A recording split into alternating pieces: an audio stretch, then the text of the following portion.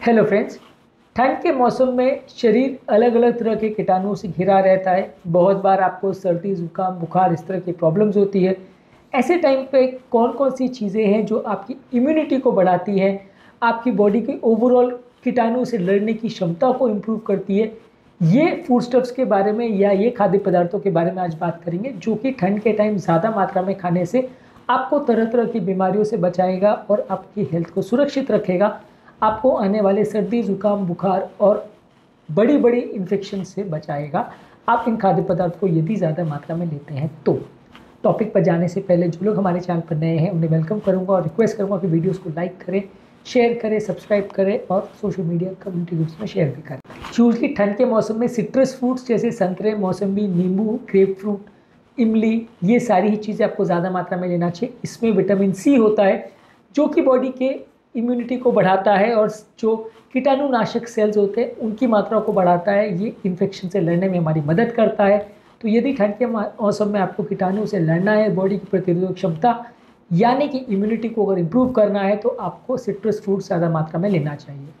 इसके बाद आपको लेना चाहिए बेरीज जैसे ब्लूबेरी, स्ट्रॉबेरी, रास्पबेरी, ब्लैकबेरी, ये सारी ही चीज़ें विटामिन सी से भरी होती है। एंटीऑक्सीडेंट्स और फ्लैवोनॉइड्स होते हैं जो कि आपकी इम्यूनिटी को बढ़ाते हैं और ठंड के मौसम में कीटाणुओं से और इन्फेक्शन से लड़ने में और उनसे आपकी स्वास्थ्य की रक्षा करने में मदद करते हैं। इसके अलावा ज़रूरी है गार्लिक को लेना।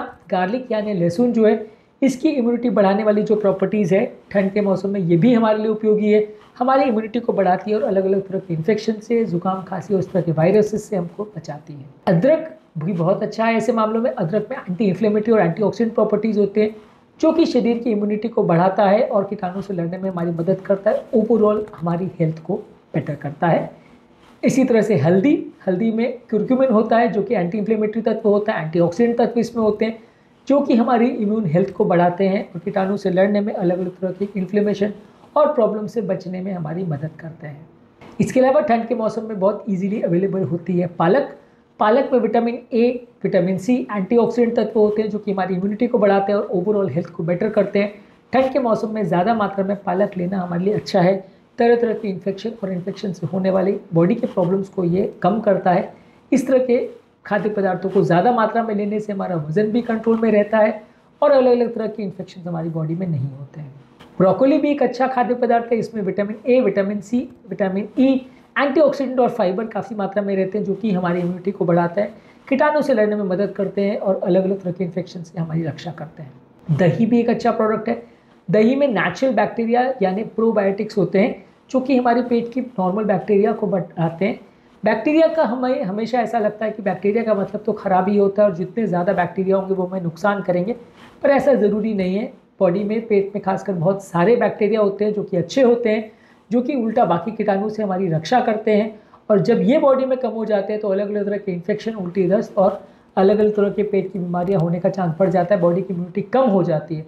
तो ये नॉर्मल बैक्टीरिया को बढ़ाए रखने में और उनको बनाए रखने में, और वो नॉर्मल जो बैक्टीरिया पेट में रहते हैं वो ही रहें, उनके बदले दूसरे खराब या हार्मफुल कीटाणु ना आ जाए, इसके लिए दही आपकी मदद करता है। इसमें जो नेचुरल फर्मेंटेड बैक्टीरिया होते हैं वो बॉडी के नेचुरल फ्लोरा से मैच करते हैं और उनको ताकत देते हैं, उनकी संख्या को बढ़ाते हैं और उनको कीटाणु से लड़ने में उनकी मदद भी करते हैं। जबकि जो बुरे कीटाणु हैं या बुरे बैक्टीरिया हैं, जब ये नेचुरल बैक्टीरिया कम हो जाते हैं तो बुरे कीटाणु का हमला हो जाता है और ये फिर हमारी शरीर की प्रतिरोधक क्षमता को बिगाड़ते हैं। इसके अलावा नट्स और सीड्स अच्छे हैं। बादाम, सनफ्लावर सीड्स और पंपकिन यानी कद्दू के सीड्स जो हैं, ये विटामिन ई से भरे होते हैं जो कि हमारी इम्यूनिटी को बढ़ाते हैं और ठंड के मौसम में इन्हें रेगुलरली यूज़ करने से हमारी ओवरऑल इम्यूनिटी और कीटाणु से लड़ने की क्षमता बढ़ती है। ठंड के मौसम में इसके अलावा अच्छा होता है ग्रीन टी में होते हैं फ्लैविनॉइड्स और एक स्पेशल कंपाउंड जिसे EGCG बोलते हैं, एपिगैलोकैटेचिन गैलेलेट, ये कंपाउंड होता है जो कि हमारे इम्यून फंक्शंस को बढ़ाता है।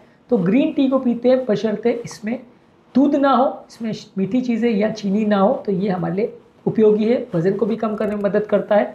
लेकिन ग्रीन टी नेचुरली अगर पिए तो अच्छा है। ग्रीन टी में अगर मीठा डालते हैं या उसको अलग अलग तरह से बनाते हैं तो फिर कई बार फ्लेवर्स वगैरह डालने की वजह से उसके हेल्थ बेनिफिट्स कम भी हो जाते हैं। इसके अलावा शिमला मिर्च अच्छा है। इसमें विटामिन सी, बीटा कैरोटीन और इम्यूनिटी बढ़ाने वाले तत्व मौजूद हैं। इसके अलावा मशरूम्स भी हमारी हेल्थ के लिए अच्छे हैं। ठंड के मौसम में शिटाके मशरूम और मईटाके मशरूम, ये हमारी इम्यूनिटी को बढ़ाते हैं। जो लोग मशरूम खाते हैं वो इन्हें ज़्यादा मात्रा में अगर लेंगे तो हमारे लिए हेल्दी है। इसके अलावा सिट्रस का छिलका जो है, सिट्रस फ्रूट्स का छिलका, इसको सिट्रस जेस्ट बोलते हैं, इसमें कुछ बेनिफिशियल कंपाउंड्स होते हैं जो कि हमारे ओवरऑल हेल्थ को बढ़ाते हैं। इनको हम कुकिंग में भी यूज़ करते हैं, चाय बनाने वगैरह में भी यूज़ कर सकते हैं। सिट्रस फ्रूट्स के छिलकों का प्रयोग किया जा सकता है। इसके अलावा फैट फ्री प्रोटीन्स यानी लीन प्रोटीन जैसे कि चिकन, टर्की, फिश और टोफू, इनको यदि हम ज़्यादा मात्रा में लेते हैं तो इसमें मौजूद अमीनो एसिड्स हमारी इम्यूनिटी को बढ़ाते हैं और ओवरऑल हेल्थ को बेटर करते हैं। इसके अलावा आप वार्म हर्बल टीज़ ले सकते हैं जैसे शैमोमाइल टी, एकिनीजिया टी और अदरक की चाय। ये आप ठंड के मौसम में ज़्यादा लेते हैं तो आपकी इम्यूनिटी को बढ़ाता है और ठंड के मौसम में अलग अलग कीटाणु से लड़ने में हमारी मदद करता है। ठंड के मौसम में कीवी फ्रूट भी अच्छा है। विटामिन सी, विटामिन के और एंटीऑक्सीडेंट से भरा कीवी फ्रूट हमारी इम्यूनिटी को बढ़ाता है और ओवरऑल हेल्थ को अच्छा करता है। इसी तरह से अनार यानी पोमोग्रेनेट, ये भी एंटीऑक्सीडेंट से भरा होता है। विटामिन ई, विटामिन सी होता है जो कि कीटाणु से लड़ने में मदद करता है। इसी तरह से सी वीड, जो सी से या समुद्र से निकाले हुए जो पेड़ पौधे होते हैं, इनको सी वीड्स बोलते हैं। इसमें जिंक और सेलेनियम होता है और ये हमारी इम्यूनिटी और इम्यून फंक्शंस के लिए इसेंशियल न्यूट्रिएंट्स होते हैं जो कि हमारे लिए मदद करते हैं। ठंड के मौसम में डार्क चॉकलेट, खासकर जिसमें कोको कंटेंट 70-75% ज़्यादा हो, उसमें फ्लेवोनॉइड्स होते हैं, ये भी कीटाणुओं से लड़ने में और इम्यूनिटी बढ़ाने में हमारी मदद करते हैं, बशर्ते बहुत ज़्यादा मिल्क और बहुत ज़्यादा शुगर वाले ना हो, क्योंकि ज़्यादा मात्रा में लेने से वजन बढ़ाया जा सकता है इससे। इसके अलावा कोकोनट यानी नारियल अच्छा है हमारे लिए। कोकोनट या कोकोनट का तेल, कोकोनट का पानी यानी नारियल पानी जो है हमारे लिए अच्छा है। इसमें इम्यूनिटी बढ़ाने वाले काफ़ी तत्व होते हैं। इसे हम यदि रेगुलर बेस पे ठंड के मौसम में लेते हैं तो हमारी इम्यूनिटी बढ़ाता है, कीटाणु से लड़ने में मदद करता है। इसी तरह से फिश में ट्यूना फिश आता है। ट्यूना फिश में विटामिन डी और ओमेगा 3 फैटी एसिड्स रहता है और प्रोटीन्स रहते हैं जो कि ठंड के मौसम में हमारी इम्यूनिटी को बढ़ाते हैं और बीमारियों से लड़ने में मदद करते हैं। गाजर भी अच्छा है। गाजर में एंटीऑक्सीडेंट्स और बीटा कैरोटीन होता है जो कि आपकी आंखों की हेल्थ के लिए अच्छा है। ठंड के मौसम में ज़्यादा मिलता भी है, इम्यूनिटी को इम्प्रूव करता है, कीटाणु से लड़ने की क्षमता बढ़ाता है।